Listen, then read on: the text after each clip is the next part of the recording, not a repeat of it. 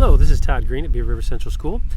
I'm doing a quick video here to send out to you in regards to the school district and the work that we've been doing around internet connected devices, cell phones, other items. And so I want to let you know that we'll be getting some more of these videos out to you to kind of give you an update on what that looks like. Just to give you a general quick overview of the policy itself, the governor put out the regulation and was signed by the legislative branch that basically we want to have distraction-free schools, and to do that students should not have internet connected devices, and for most terms that's a cell phone. They shouldn't have those devices from bell to bell, meaning the start of the morning to the end of the day, meaning the first bell to the last bell. So when you look at what we've done in our code of conduct for the policy for that, that has been our policy all the way up through 8th grade. So essentially we're going to take and we're going to move that policy from 8th grade, move it to 12th. We did allow a few areas of the cell phone to exist in the high school. And actually we saw that caused some problems too. So basically what's going to happen is when a student comes to school, they shouldn't have a cell phone. If they do have a cell phone, because we understand how society works, if they do have a cell phone, it is their responsibility to put it away. And put it away meaning into their locker, locked in their locker. It should not be on them for the entire day. And that's really related to the distractions that come along with a cell phone, the number of notifications that come through the cell phone, the way it can distract them from the work that's taking place in the classroom. So it needs to stay in the locker room, and it's in that locker all day. It can be either in the locker in the hallway, or it can be in the locker in their locker room. We don't care where that is, but it needs to be locked up. And that's really the gist of the policy.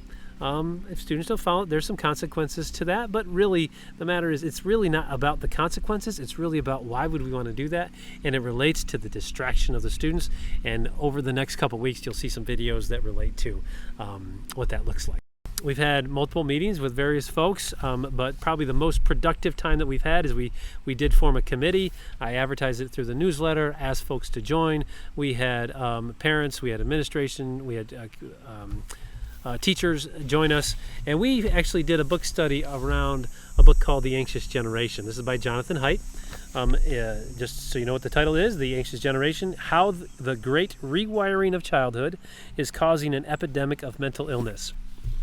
This was actually a book recommended to me a little while ago, and I thought, boy, this is a good one to pull together and do a book study to help us develop a policy around cell phone use in schools. And it's research-based. About a third of the book are references. So even though it looks like it's a thick book, about a third of that is basically other sources that you could go to look up. But the premise of the book talks about